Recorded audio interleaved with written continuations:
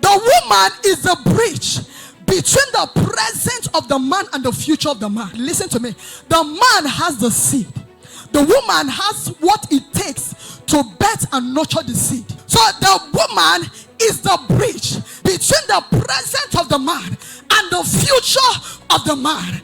If I am not in the life of my husband has what it takes. He has the seed. He has the children inside of him, but it cannot be given expression until I come into his life. I am the one that brings into expression what is in his loins.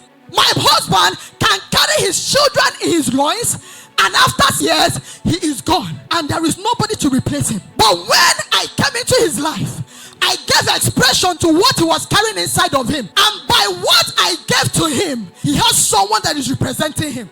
And it goes from generation to generation. Hey, listen to me.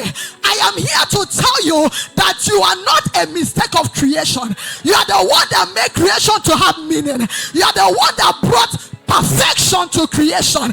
The Lord committed into your hand that thing he did not give to any other person. You know, God is an all-wise God. When God created everything, he said everything he created was good. And in Genesis 2 verse 18, the God that said everything he created was good, he now said it is not good for the man to be alone. That means there was a command in creation, and God perfected it by bringing the woman. Woman, can you celebrate yourself? Celebrate yourself in the house. You are not ordinary. I don't know what the devil has told you.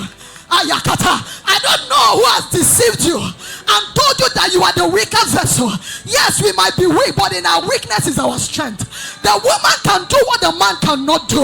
The man was formed from the dust of the earth, but when God wanted to create the woman, he came to the rib, something very strong, something that is resilient, something that can take pressure. He came to the rib of the man and he collected the raw material to create the woman. That is why when a woman wants to give birth and it is a girl, the girl, they don't die easily because there is a raw material that we are created with that is not ordinary.